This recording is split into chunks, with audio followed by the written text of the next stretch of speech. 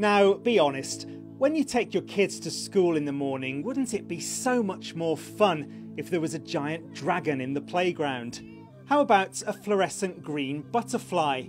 Or a magical white unicorn? These lucky youngsters took time out of class to enjoy an afternoon with a difference, thanks to a unique project run by Plymouth's Theatre Royal. Our methodology is co-creation, so it's about making theatre with young people rather than just for them.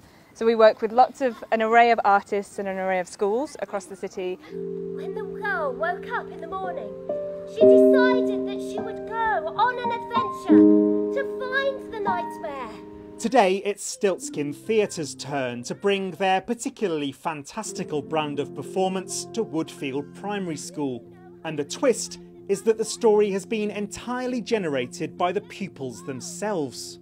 They work with the young people, they collect their ideas, their experiences and their bits of imagination, and then they turn it into a performance and perform it back to them, which is what's happened today. The kids are loving it, they're really enjoying it. I think it's been a tough year for them and a way to just round off their academic year with something exciting, something fun, but also to see their ideas in action on stage. And this particular performance today, it's so engaging with the puppetry and it's so lively with the music. They're able to have a go with the puppets themselves now, so they're really able to see how it all works.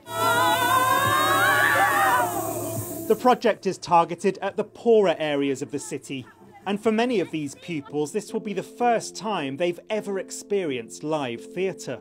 It's really interesting to see some children that haven't had any exposure and how they react using their voices and their expressions, and they're shouting, saying, "Oh look, it's a whale," and things like that. Watching their faces is really lovely, and hearing their gasps as a giant dragon comes out is fantastic. This bunch certainly seem to have been inspired by what they've seen, and who knows, we could be looking at the actors and puppeteers of the future. Sam Blackledge, ITV News, Plymouth.